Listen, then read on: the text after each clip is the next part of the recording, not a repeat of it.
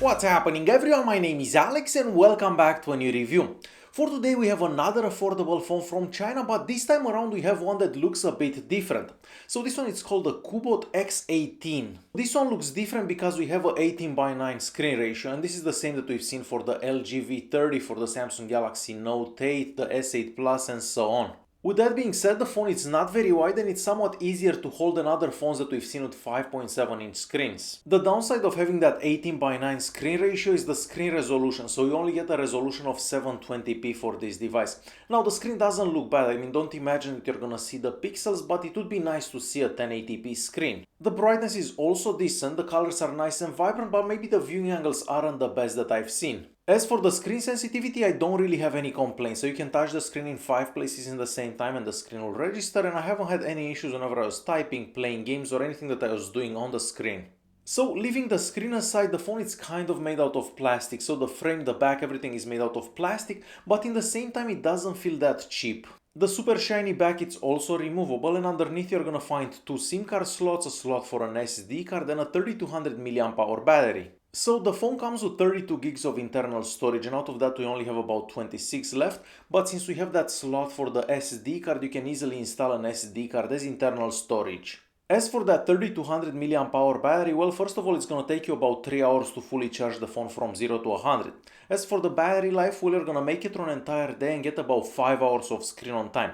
Unfortunately, I can't show you detailed specs about the battery life because there is a bug that doesn't display any information regarding the battery. And since we are still on the back of the device, we also have a fingerprint scanner there, the flash, and a 13 megapixel camera. The fingerprint scanner is accurate maybe 9 out of 10 times, but once again, like most phones that we've seen from China, it's not the fastest, so it takes about a second after you press it for the screen to turn on.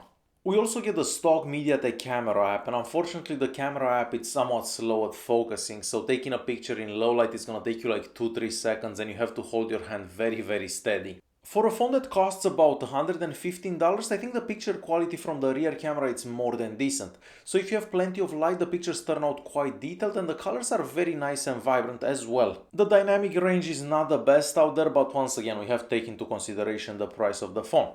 As for the pictures taken in low light, of course they're not gonna look as good as the ones taken with plenty of light, however they do look quite good, but as I said earlier, you have to hold your hand very steady when taking pictures in low light because the phone takes a while to actually focus. And since we are talking about cameras, I might as well show you some samples that I took with the front-facing camera. So on the front we have an 8 megapixel camera, we also have a front-facing flash, and we even have a notification light. Same story for the picture quality. If we have a lot of light, the pictures turn out good and detailed, but as soon as you don't have enough light, of course the pictures become quite grainy and blurry, but that's very normal for any phone these days. And unlike a lot of phones on the market today, we even get a 3.5mm audio jack at the top of the device. Now the sound quality is just average, so nothing spectacular, but it will be more than enough for listening to music or watching videos or anything like that.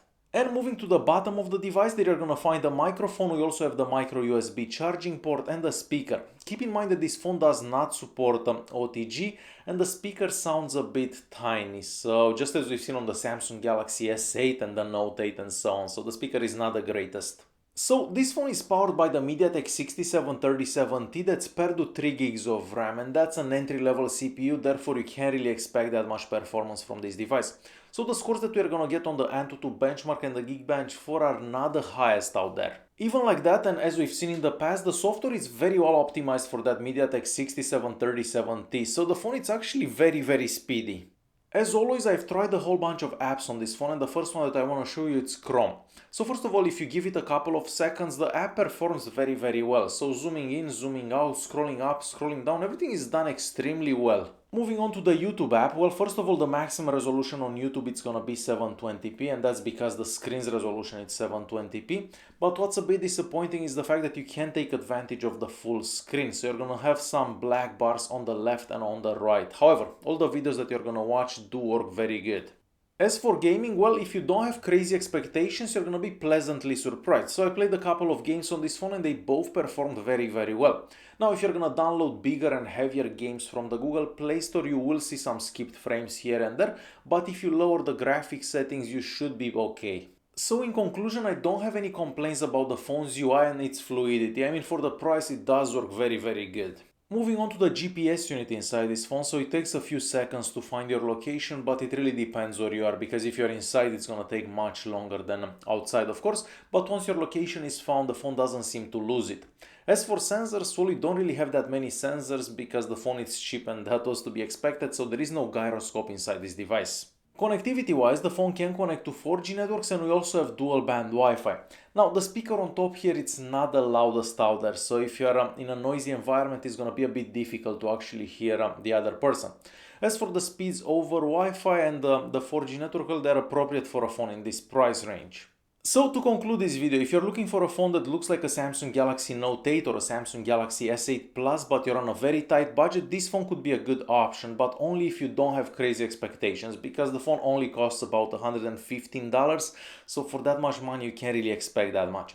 Alright guys, hopefully you enjoyed this video. If you did like it, press that like button, don't forget to subscribe, and I'll see you in the next one. Thanks for watching.